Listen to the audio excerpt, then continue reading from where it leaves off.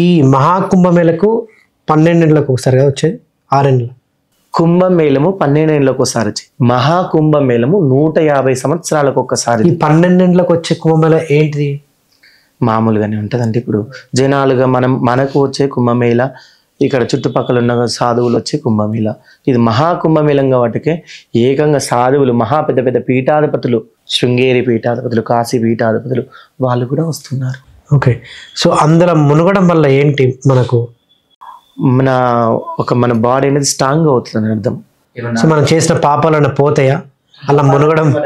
చాలా మంది ఈ 144 ఏళ్ళకి ఒకసారి వచ్చింది కాబట్టి అక్కడికి వెళ్తే మనం చేసిన పాపాలన్నీ పోతాయని చెప్పి ఇప్పుడు వరుస క్యూలు కట్టిపోతున్నారు. అసలు నిజంగా మా త్రివేణి సంగమంలో మునగడం వల్ల ఏం జరుగుతుంది?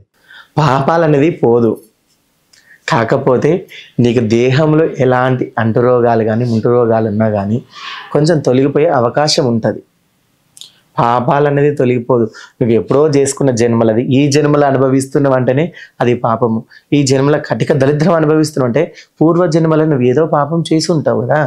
ఈ జన్మలో నువ్వు కాలు లేకుండా నడుస్తున్నావు అంటే పూర్వ జన్మలో ఎవరో కాలు తీసేసి ఉంటావు కదా నువ్వు. ఈ జన్మలో పూర్వ జన్మలో చేసిన పాపాలు కూడా ఇప్పుడు మనం అనుభవిస్తుంటాం మనము. తప్పు అనగా చేయక తప్పదు, శిక్ష అనగా తప్పే శిక్షే.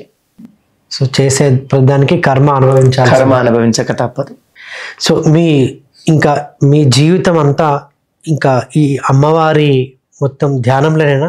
ఇంకా మీ కంప్లీట్గా దానికి అంకితమా? లేదండి, నేను పెళ్లి చేసుకున్నాను. చేసుకున్నారా?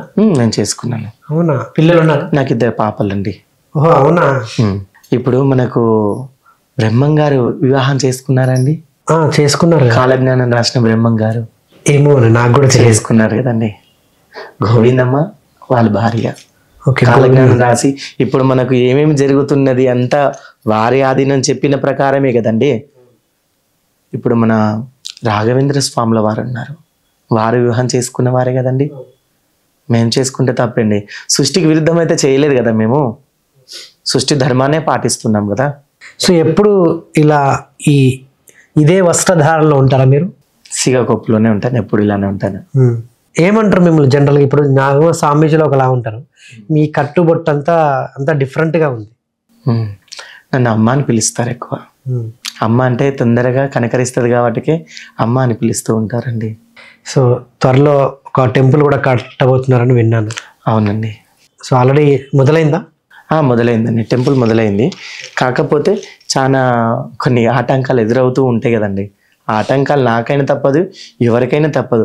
మీరు దేవి సేవకులు ఉన్నారు, మీకెందుకు ఆటంకం వస్తుంది అని అనుకోవద్దండి. ఎవరికైనా ఆటంకం వస్తూ ఉంటుంది. అంటే ఇప్పుడు నేను దేవి సేవ చేస్తున్నాను, అమ్మ నన్ను పరీక్షిస్తుంది. అక్కడ వీడు ముందడిగేస్తాడా వెనక అడిగేస్తాడని అక్కడ నన్ను పరీక్షిస్తుంది అమ్మ. ఓకే. లేదు, నేను అమ్మ సేవ ఖచ్చితంగా చేస్తాను. కాకపోతే నాకు దూరం అవుతుంది. ఇక్కడ నాకు హైదరాబాద్లో ఎక్కడ స్థలం లేదు. ఇప్పుడు నేను కూడా ఒక రెంటెడ్ హౌస్లో ఉంటున్నాను. Thank you so much. నిజంగా చాలా విషయాలు ఈరోజు మా ప్రేక్షకులు కూడా తెలియని విషయాలు చాలా చెప్పారు. తొందరలో మీ గుడి కంప్లీట్ అయ్యి తొందరగా మేము కూడా దర్శనం చేసుకోవాలనుకుంటున్నాం. సో అమ్మవారి ఆశీస్సులు, అమ్మవారి అనుగ్రహం ఎప్పుడు మీ మీద మా మీద ఉండాలని, తొందరగా ఆ గుడిని విజయవంతంగా కట్టి సో తొందరగా భక్తులు కూడా వేల సంఖ్యలో అక్కడికి వచ్చి విజయవంతం చేయాలని కోరుకుంటున్నాను. ఓకే, తప్పకుండా. థ్యాంక్ యూ అండి.